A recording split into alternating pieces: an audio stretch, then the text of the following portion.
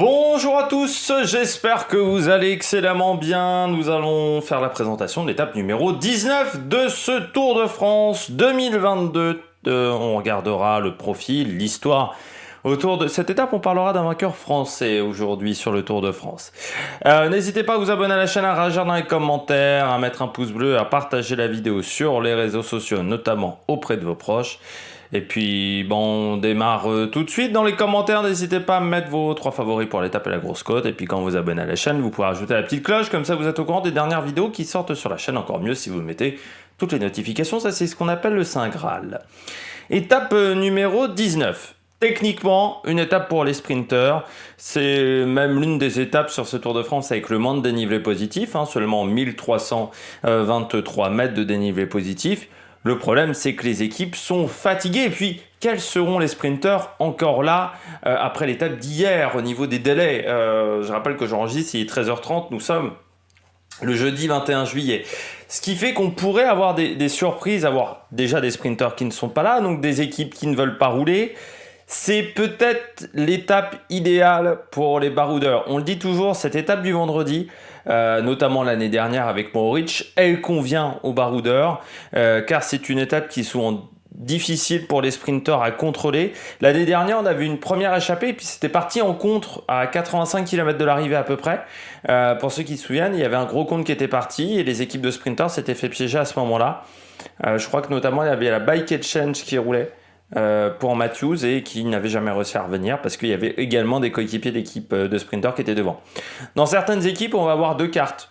Une carte sprint, je pense à Total peut-être, Peter Sagan, même chez Michael Matthews, chez Bike Exchange, ou Dylan Groenewegen. Et puis il y a des formations où on misera tout sur le sprint. Et puis il y a des formations où on misera tout sur l'attaque. C'est une étape où on peut sauver le Tour de France de son équipe. Il reste 3 jours de course. Le contre-la-montre, si vous n'êtes pas spécialiste, c'est mort. Et puis, il faut être spécialiste et savoir un petit peu grimper. L'étape des Champs-Élysées, si vous n'êtes pas un sprinter, c'est mort aussi. Il reste cette étape-là. Vous avez également des équipes de sprinters qui ne voudront pas gâcher de l'énergie pour essayer de se refaire un peu la cerise pour dimanche aussi, qui est un peu l'étape la plus prestigieuse à remporter pour un sprinter. Donc c'est pour ça que souvent on a quand même des échappées sur cette étape du vendredi. On se souvient, enfin l'étape du jeudi-vendredi à une époque, il y avait aussi la remontée, je me souviens de Chavanel. Chavanel quand il s'impose avec Cofidis sur le Tour de France, c'est un vendredi. C'est avant le contre-la-montre finale, sur une étape un peu vallonnée. Je crois qu'elle arrive à Montluçon, l'étape. La dernière victoire de Cofidis sur le Tour de France. Et il s'impose de cette manière. Mais c'est un élément qu'on a vu assez récurrent sur les grands tours. Je pense au Giro 2020 aussi, où c'est une échappée qui va au bout. Voilà, c'est le vendredi. Il y a beaucoup de sprinteurs. Ils veulent pas faire le sprint. Voilà. Cahors, c'est quand même moins prestigieux que les Champs-Élysées. Donc ça va aussi ça va jouer sur l'envie des coureurs. Peut-être que certains coureurs ne voudront pas faire les efforts pour être devant sur cette étape. On regarde tout de suite le profil. On part de Castelnau Manoac, je pense que ça se prononce comme ça, pour aller du côté de Cahors, étape qui fera 189 km, avec quelques bosses aussi, notamment sur la deuxième partie de course, qui pourrait aider aussi un contre à ressortir. On part légèrement en descente sur la première partie d'étape, notamment 60, Auch pour le sprint intermédiaire au kilomètre 38.5. Peut-être qu'à ce moment-là, l'échappée ne sera pas encore sortie, surtout vu les débuts d'étape qu'on a depuis ce début de Tour de France. On arrivera à Fleurance. Entre Fleurance et Valence d'Agen, vous voyez qu'il y aura quand même pas mal de petites bosses sur le parcours, notamment à Marsac, au kilomètre 84.5. On aura pas mal de petites difficultés pendant ces 30 km. Et puis on repasse sur du plat, notamment à Valence d'Agen, et puis on va arriver en haut de la première difficulté du jour, qui sera à 60 km de l'arrivée à peu près, côte de la cité médiévale de Lorzette, 2 km 2 à 4,9% de moyenne, côte de 4e catégorie. Peut-être encore des points à aller chercher au niveau du classement de la montagne, si il reste encore des points à aller chercher, si le match est encore un petit peu serré, notamment entre Pogačar, Vingegaard et Geschke. Cette côte de la cité médiévale de Lorzette, vous voyez, c'est surtout 1 km 500, entre 5 et 6%. Donc c'est pas non plus infaisable pour ces coureurs-là. Mais bon, si dans l'échappée, on a mis du temps à sortir, que ça roule vite, ça peut permettre de relancer. On passera à mon cul et puis on arrivera au kilomètre 152.5 à la côte de Saint-Denès. 1 km 7 à 5,5 de moyenne, donc ça c'est à la sortie de mon cul. Côte de 4e catégorie, cette côte à 5,5%. Vous faites pas avoir hein, sur le profil, on a l'impression que la côte dure longtemps, mais c'est que parce qu'ils ont découpé tous les 200 mètres. Il faudra faire attention également sur les profils des côtes sur le Tour de France féminin, parce qu'ils ont fait souvent ça, la Flamme Rouge, qui fait des profils de découper, de faire un découpage où on a l'impression que ce sont des murs. Vraiment, on est à 4000 mètres d'altitude, alors pas du tout. Donc la côte de Saint-Denès, bon, vous voyez, hein, c'est là aussi raisonnable, pardon. Un passage à 7,2% pendant 200 mètres. Voilà, il y a ces 5%. Bon, c'est pas très compliqué normalement pour les coureurs. Ça devrait bien se passer. Et puis on redescend vers Sauzet. Et puis on aura encore quelques petites bosses, quelques petites côtes pour arriver à Cahors. Cahors arrivé en légère bosse dans le dernier kilomètre. Hein, on sera en faux plat montant. En cas de sprint, ça peut avoir son importance, surtout avec des jambes qui sont bien toxinées. En cas d'échappée aussi, si on arrive en petit comité avec un petit peloton du côté de Cahors. Le final à Cahors, nous avons une chicane à environ 2,5 km de l'arrivée, puis ensuite grande courbe sur la gauche et une ligne droite de 700 mètres, donc ça ne devrait pas être trop technique pour les coureurs. Du côté de l'histoire du Tour de France, on va revenir encore sur une étape 18, mais cette fois-ci sur le Tour 2007. Oui, hier on avait déjà fait l'étape 18, là encore une étape 18. On part de Cahors pour aller à Angoulême sur cette étape. Au programme 211 km, très plat, mais encore une fois, nous sommes en fin de Tour de France et la fatigue est importante sur le Tour 2007. Contador et maillot jaune, depuis le départ du grand, du meilleur, du plus chaleureux des coureurs danois, Michael Rasmussen, bien entendu c'est de l'ironie, quelle joie de vivre à chaque fois, il illuminait une pièce, vraiment il illuminait à chaque fois Gérard Rolls quand il était en interview dans Vélo Club, Rasmussen, et son avance est très faible, hein, Contador, mais tout va jouer dans le dernier contre-la-montre. Ça jouera, on aura même un match à 3, et puis à l'époque, on savait faire de la réalisation sur le Tour de France, puisqu'on aura même un moment, alors l'écran splitté, on l'aura, mais je crois que même à un moment, on a le Leipheimer. On en a 3 à l'écran, je crois. Vous avez réussi à faire ça, une prouesse technique qu'on arrivait à faire en 2007 et qu'on n'est plus capable de faire en 2022. Mais pour ça, il faut peut-être réfléchir quand on réalise une émission. Tout est réuni donc, pour avoir une échappée victorieuse. Et au départ, nous avons de nombreuses attaques. Et au kilomètre 16, 3 hommes arrivent à se retrouver à l'avant. On a Laurent Lefebvre de la Bouygues Télécom, Michael Boogert de la Rabobank et Sandy Cazard de la Française des Jeux. C'est même surprenant de voir Sandy Cazard sur une étape de plat, mais je rappelle que sur cette année 2007, il est tout le temps à l'attaque Sandy Cazard, mais jusqu'à maintenant, il a souvent fait deuxième. Ils sont rejoints par Frédéric Willems de la Liquigas. Ils prennent rapidement de l'avance sur le peloton qui se désintéresse, il faut le dire, très clairement de la course. Et puis au kilomètre 27, il va y avoir un événement, une catastrophe se produit. Un chien labrador traverse la route devant Sandy Cazard qui ne peut rien faire. Il va entraîner également Frédéric Williams dans sa chute. Une chute spectaculaire, notamment c'est une image, alors je ne sais plus si elle est reprise par ASO pour faire les petits spots de prévention au retour pub du Tour de France, mais pendant très longtemps la chute de Sandy Cazard, on la voyait tout le temps, cette fameuse chute avec le chien. Et je rappelle que déjà pour moi, emmener un chien sur le bord de la route du Tour de France, pour moi ça n'a aucun intérêt. Bon, on peut dire que des fois, vous n'avez pas d'autre choix, bon d'accord, mais de toute manière, c'est en laisse. De toute manière, quand vous sortez un chien, normalement, ça doit être en laisse. Hein. Surtout, c'est pas l'endroit pour emmener un chien. Enfin, le Tour de France, il y a beaucoup de bruit, il y a beaucoup d'excitation, forcément, les chiens, ils comprennent pas ce qui se passe. Donc, c'est pas l'endroit pour emmener une course de cyclisme, c'est pas un lieu pour un chien. Voilà. Donc, si vous avez un chien et que vous pouvez pas faire autrement, vous l'emmenez, mais je dirais que dans ce cas-là, n'allez pas sur le bord de la route. Voilà. Si vous avez un chien, vous subissez également les contraintes d'avoir un chien.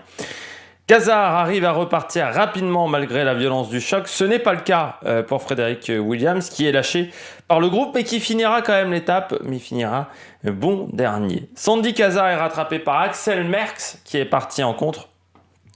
Il se fait soigner par la moto-médecin, même Sandy Casar a des images assez impressionnantes. Il est vraiment complètement écorché sur le flanc droit. Et les deux vont revenir sur le duo de tête qui a attendu Sandy Casar. Et heureusement, comme il y avait déjà un écart de plus de 10 minutes, l'écart est important avec le peloton. Même à ce moment-là, on aura plus de 16 minutes. Les 4 hommes de tête vont se jouer la victoire. Derrière, Aushkatel roule pour protéger la 10e place d'Astar Loza, qui est menacé par Michael Boogert. À 6 km de l'arrivée, Laurent Lefebvre attaque. Tout le monde revient grâce à Michael Boogert qui fait quand même un sacré effort. Il en fait peut-être trop, le néerlandais. Le groupe va se désorganiser. À 3 km de l'arrivée, c'est Sandy Casar qui profite d'un îlot directionnel, la fameuse technique de l'îlot directionnel. Le groupe part à droite et toi tu pars à gauche. C'est ce que fait Sandy Casar. Mais il va être repris, pas totalement, car elle va garder une petite marge, une petite longueur d'avance qui va lui permettre de lancer son sprint et de s'imposer face à Axel Merckx et Laurent Lefebvre. Boogert finit 4e, mais il est déclassé pour dopage. Il y a beaucoup de résultats de Boogert qui sont déclassés pour dopage. La fameuse affaire Rabobank, notamment, qui en termes de résultats, la Rabobank, je crois qu'il y a la moitié des résultats où il y a des déclassements. C'est la première victoire d'étape de Sandy Casar qui cette année a enchaîné les 2e places. On se souvient notamment de sa 2e place derrière Cédric Vasseur à Marseille, où ça joue vraiment d'un poil de cul, vraiment d'un rien, face à Cédric Vasseur. Une étape aussi assez surprenante en termes de scénario, où les sprinters aussi décident de délaisser la course, et Cédric Vasseur, qui à l'époque est chez Quick-Step, va remporter, je pense que c'est même sa dernière victoire de sa carrière à Cédric Vasseur, un petit peu à la surprise générale ce sprint. Il va y avoir ce lever de bras assez extraordinaire après la ligne d'arrivée. Il y a une photo comme ça où il fait comme ça avec son bras, tellement c'est un vainqueur inattendu. Le Francilien, qui en plus est passé quand même par toutes les émotions dans cette étape, la chute puis le retour. Sandy Casar qui a remporté, je crois, 2 victoires d'étape sur le Tour de France, parce que Sandy Casar a des victoires qui lui ont été redonnées après des classements. Notamment je crois une fois d'Astar Loza, donc je sais plus, c'est peut-être 3 victoires qu'il a, Sandy Casar, dans sa carrière, qui était un pas mauvais coureur, qui a marqué un petit peu les années 2000. Il avait fait, je crois qu'il avait été performant sur un Paris-Nice ou sur un Dauphiné, Sandy Casar, où il avait fait top 3 dans le général. Puis c'est un coureur qui a tenté souvent le général sur le Tour de France, mais il n'a jamais été en réussite. Il lui en manquait un petit peu. C'était un peu de régularité qui manquait à Sandy Casar. Il y avait toujours une journée de moins bien, normalement qui arrivait assez vite dans le Tour de France, et après il ne pouvait plus jouer le général. Au niveau du top 10 sur ce Tour de France, pas de changement. Boogert n'a pas réussi à revenir sur Astar Loza. Du côté des personnalités, à Cahors, nous avons Laurent Roux. Alors Laurent Roux, coureur cycliste, qui est aussi connu pour son après-carrière parce qu'il était impliqué dans l'affaire dite du pot belge. Dans le cyclisme amateur français, je crois que c'est une affaire de dopage en 2004-2005, je crois, de tête. Le pot belge, pour ceux qui ne sauraient pas, c'est un peu la version low cost, la version Wish du dopage. Et normalement dans le pot belge, donc c'est parce qu'on appelle ça le pot belge parce qu'il n'y a pas une recette fixe. En fait, c'est un mélange de multiples produits, mais souvent il y a de la cocaïne à l'intérieur. Comme ça, les coureurs ils reviennent, ils te rachètent, deviennent dépendants. La limite parfois entre le dopage et la drogue et le deal de drogue est parfois très menu, voire parfois c'est la même chose. À Cahors, on n'a pas d'autres célébrités du côté du cyclisme dans cette étape, enfin j'en ai pas trouvé d'autres. Du côté des autres personnalités à Cahors, nous avons Léon Gambetta, homme politique, c'est pas que des rues en France. Fabien Galtier, bien entendu le joueur, désormais sélectionneur de l'équipe de France. Et puis à Castelnau, nous allons passer dans la famille, devant l'hôtel de la famille d'Antoine Dupont, le joueur de rugby. Du côté de la météo, elle va être assez changeante cette météo. Alors il y aura du soleil pendant toute la journée, mais au niveau des températures, j'ai regardé la chaîne météo, j'ai regardé aussi d'autres sites et j'ai à peu près toujours les mêmes données. Donc on aura 27-30 degrés au départ, puis à Valence, aux alentours de Valence, nous allons avoir 40 degrés. hein, aux alentours de Valence, c'est pas Valence tout court, c'est Valence d'Agen. Nous allons avoir aux alentours de 40 degrés, donc là il fera très très chaud. Et puis la température va légèrement redescendre sur Cahors aux alentours de 35 degrés, mais il continuera à faire chaud. Un vent qui sera d'ouest entre 20 et 40 km/h sur la première partie de course, donc il sera plutôt de côté, parfois il pourrait être de 3/4. Et en fin de journée, il sera de sud ce vent, mais comme on va légèrement pivoter sur les côtés, il devrait être encore 3/4 d'eau sur la fin d'étape. Ça pourrait également permettre d'animer la course. Je m'attends pas à un coup de bordure vu comment les coureurs sont fatigués, mais pour réorganiser l'échappée après Valence d'Agen, ça peut être intéressant. Du côté de la stratégie, étape pour baroudeur, grosse échappée avec des coureurs expérimentés dans cet exercice, au moins 12 coureurs, ça peut être plus. Soit bagarre pour la gagne entre les sprinteurs, soit également on pourrait avoir un groupe de contre qui se forme après une centaine de kilomètres de course. Parmi mes pronostics, moi j'ai eu plutôt sur l'échappée, enfin sur une victoire en solitaire. Donc j'ai mis Mohoric. On est en fin de Tour de France, on l'a très peu vu Mohoric. Donc sur une étape comme ça va peut-être lui rappeler des souvenirs. Sylvain Dillier, le Suisse d'Alpecin. On pourrait peut-être lui laisser sa carte à Sylvain Dillier. C'est un coureur qui est toujours dangereux dans des échappées et qui a une bonne pointe de vitesse. J'ai mis Mathis Louvel. On va peut-être lui laisser sa carte parce que mon Tour de Quintana, il n'y a pas besoin d'être 40 non plus.